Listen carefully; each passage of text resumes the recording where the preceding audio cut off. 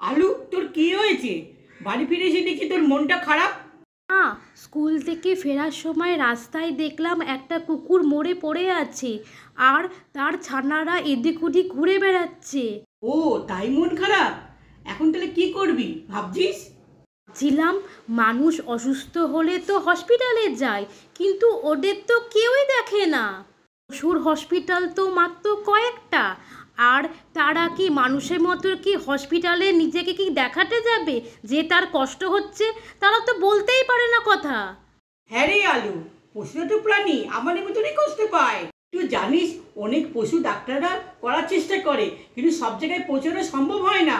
আমি ভাবছিলাম, পশু ডক্টররা যদি অ্যাম্বুলেন্স করে ঘোরে, আর রাস্তায় যদি কোনো আহত বা অসুস্থ পশুরা পড়ে থাকে, তারা তাকে তুলে নিয়ে চিকিৎসা শুরু করতে পারে। দারুণ ভাবনা তোর আলু। এখন বাচ্চাগুলোকে নিয়ে আয়, আমরা ওদের যত্ন নেব। না, তোমার কথা শুনে মনটা ভালো হয়ে গেল। তাড়াতাড়ি যে নিয়ে আসি, এনে তাদের নামকরণ করব। বলি, পশুরা তো কথা বলতে পারে না, তাই আমাদের ওদের কথা ভাবতে হবে, কারণ ছোট ছোট পদক্ষেপ অনেক প্রাণ বাঁচাতে পারে। ঠিক বললাম তো? কমেন্ট করে জানাও।